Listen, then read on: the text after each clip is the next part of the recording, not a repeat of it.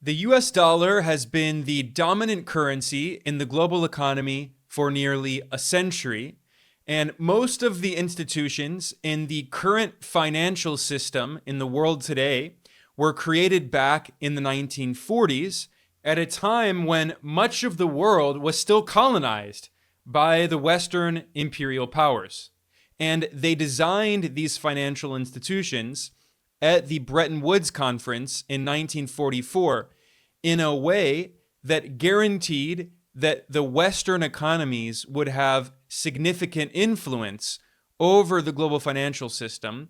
And in particular, the United States was given veto power in international financial institutions, and the US dollar was made the global reserve currency. This has given the US and also some other Western countries very significant power in the global financial system. And Washington has turned the dollar into a geopolitical weapon. 1/3 of all countries on Earth are under US sanctions, including 60% of poor countries, which are suffering under US unilateral sanctions, which violate international law. And in addition to imposing sanctions on these countries, which is a form of economic warfare, the US and European countries have also stolen hundreds of billions of dollars of assets belonging to these countries. They have frozen hundreds of billions of dollars of reserves of the central banks of Russia, Venezuela, Afghanistan, Iran, Libya, Syria, North Korea. The list of countries has been growing longer and longer. And moreover, the fact that the dollar is the global reserve currency has also given the United States what's known as an exorbitant privilege, because the US can continue to print more and more money and maintain a massive deficit with the rest of the world and suck in the wealth and the value produced by workers all around the world. Workers in poor countries have to break their back mining minerals and then exporting those minerals in order to get dollars to pay for their imports.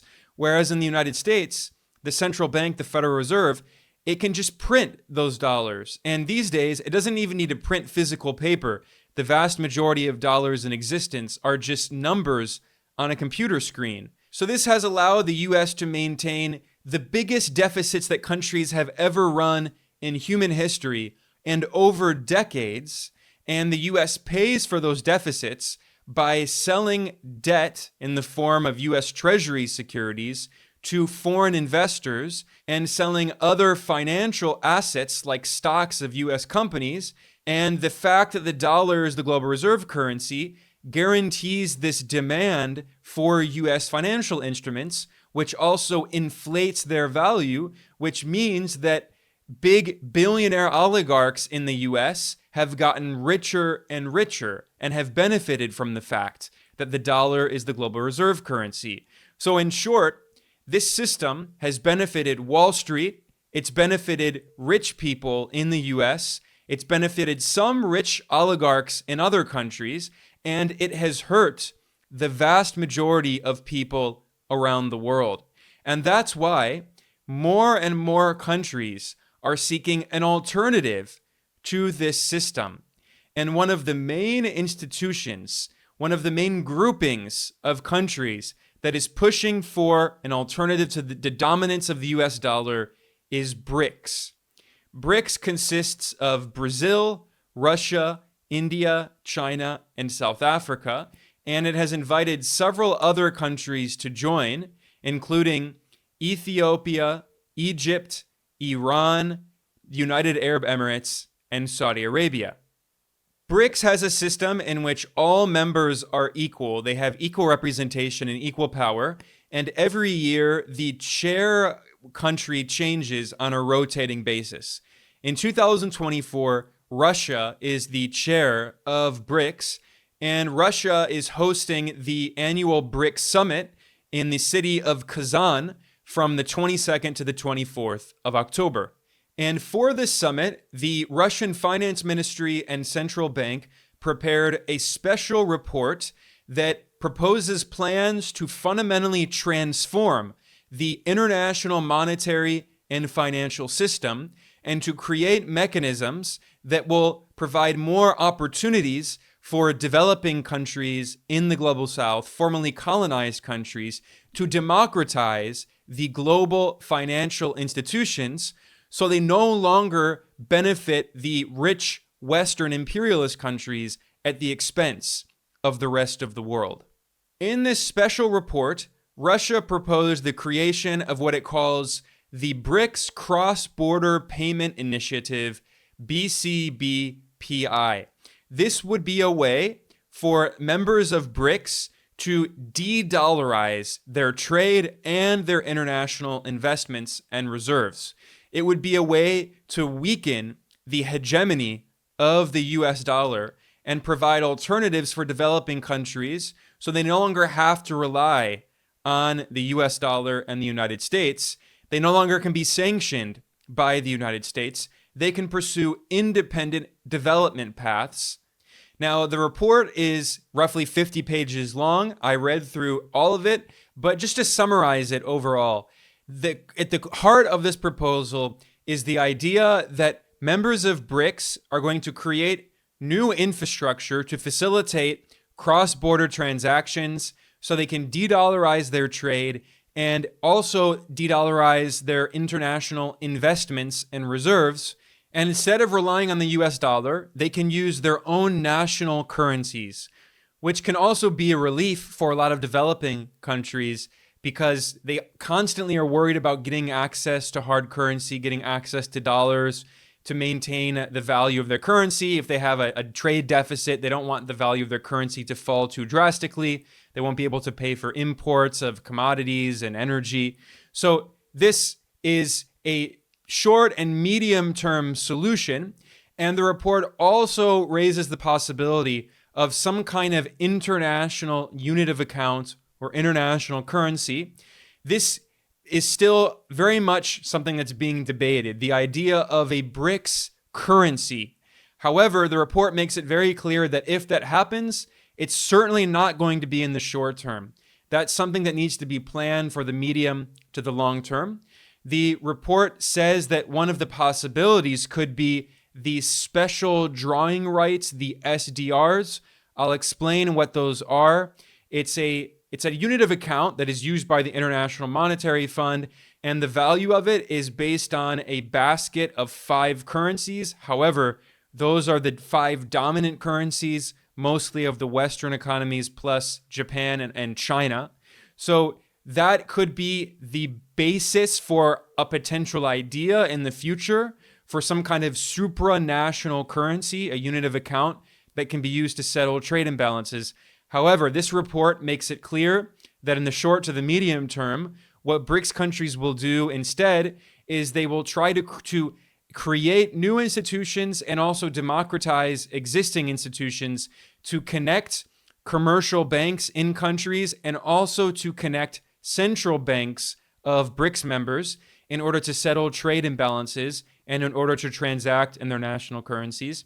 The report also calls for experimenting with new kinds of technologies, including distributed ledger technology like blockchain. And this would be a way of decentralizing some of these networks so they're not only overseen by one institution or one country. And the report calls for experimenting with central bank digital currencies, CBDCs, which would be a way for BRICS members to settle trade imbalances directly through the interchange of their central banks without the need for any international institutions. It can be settled by 2 countries through their central banks. And the report argues that the current international financial framework is very inefficient because it's a monopoly. It's entirely dominated by the US dollar and the US itself, which means that the US justice system has significant influence over the global financial system. So it's calling for democratizing the global financial system, providing alternatives for different countries, and saying that we should use current 21st century technology that can make these transactions faster, more transparent, safer, and cheaper. And the report estimates that this could save tens of billions of dollars per year to BRICS members in fees that they pay to settle these transactions. And this report provides a lot of details as to how this can be done. But before I go through some of the main points of the report, I want to talk a little bit more about BRICS. What is BRICS? This is an organization that is not very well understood. Of course, Western critics who are very anti-China and anti-Russia, they often distort BRICS, but even some supporters of BRICS also don't really understand. And Russia published a statement this October that I think helps to summarize what this institution is. Russia emphasized that BRICS is not seeking a military union. Some Western warhawks have fear-mongered about BRICS and falsely claimed that China and Russia are going to turn it into a military bloc and use it to wage war against the West. That's not what's happening. Russia's foreign ministry made it clear in a statement, quote, BRICS is not, has never been, and is not going to become a military union. BRICS is not even an international organization or an integration structure, but a multinational union of equal members, end quote. This is very important. So it is not a hierarchical system. It is not seeking some kind of military command to wage war. And the statement emphasized that, quote, relations between the BRICS partners are based on equality and mutual respect.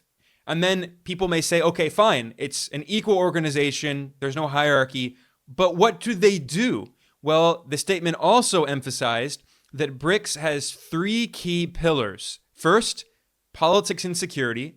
Second, economics and finance. And third, cultural and humanitarian cooperation.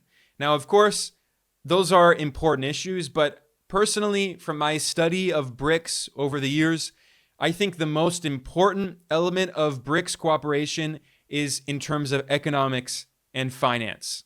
BRICS is a platform for developing countries, formerly colonized countries in the global south, and also countries like Russia who were devastated through Western intervention in the 1990s. It's a way for these countries to get together and to create opportunities for economic development, for cooperation, for trade, for investment, for infrastructure development, for scientific exchange and research. And in particular, BRICS is a platform, it's a way for these developing countries to get together and to create alternatives to the Western-dominated financial institutions that exist in the world today.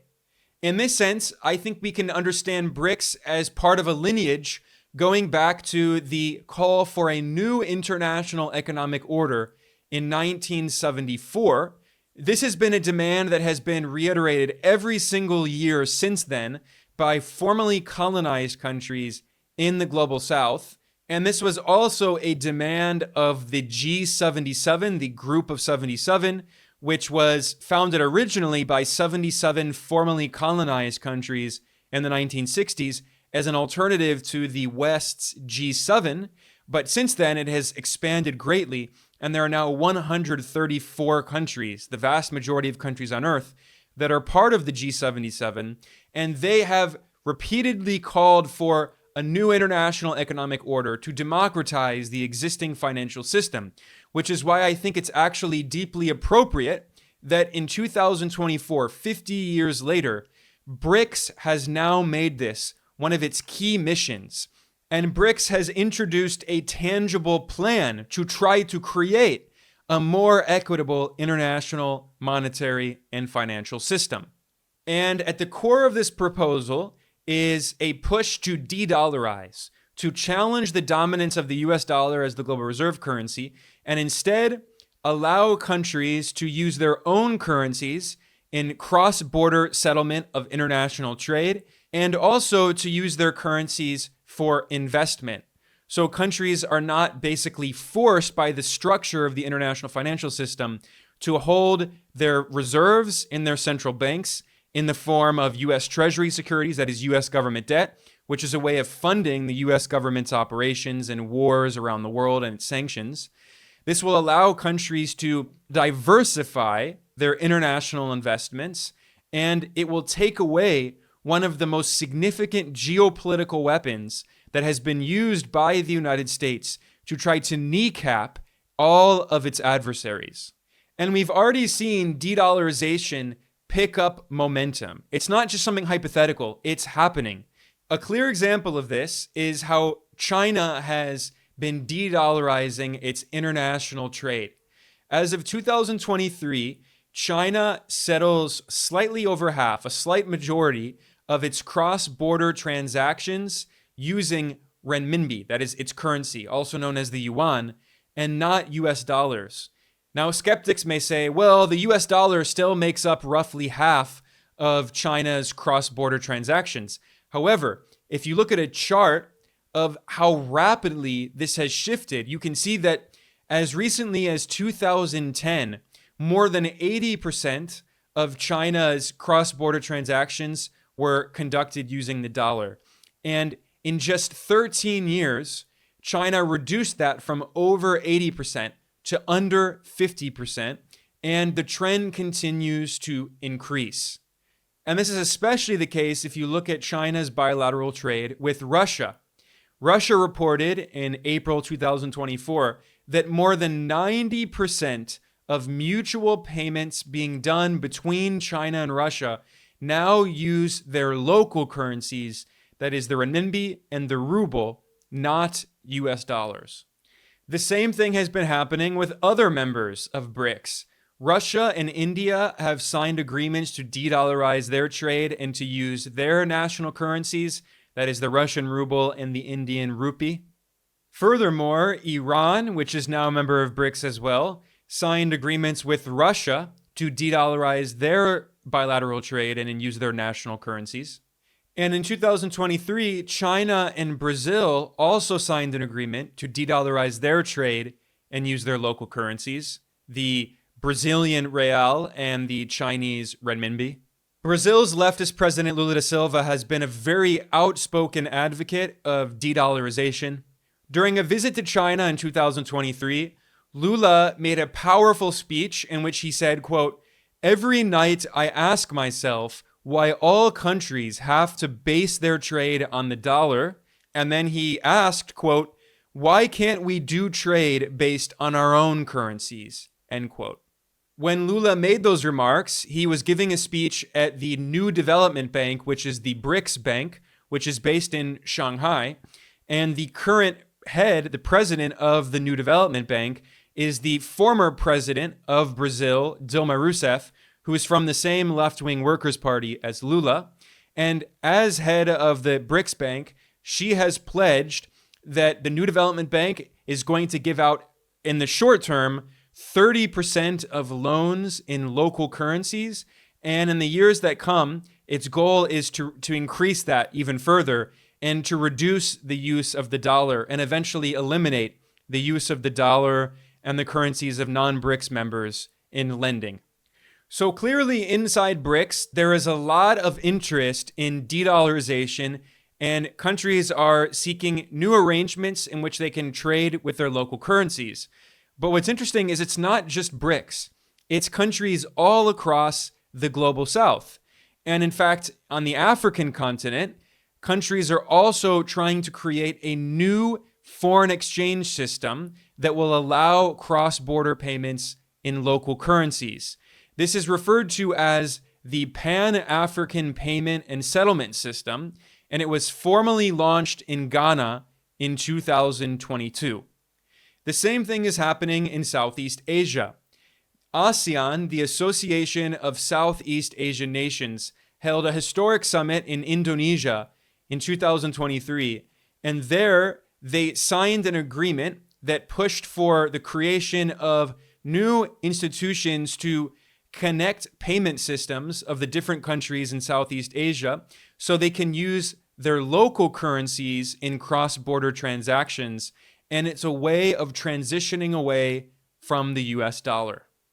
So there clearly is a whole lot of interest all around the world, especially in developing countries, that are seeking alternatives to the US dollar-dominated financial system.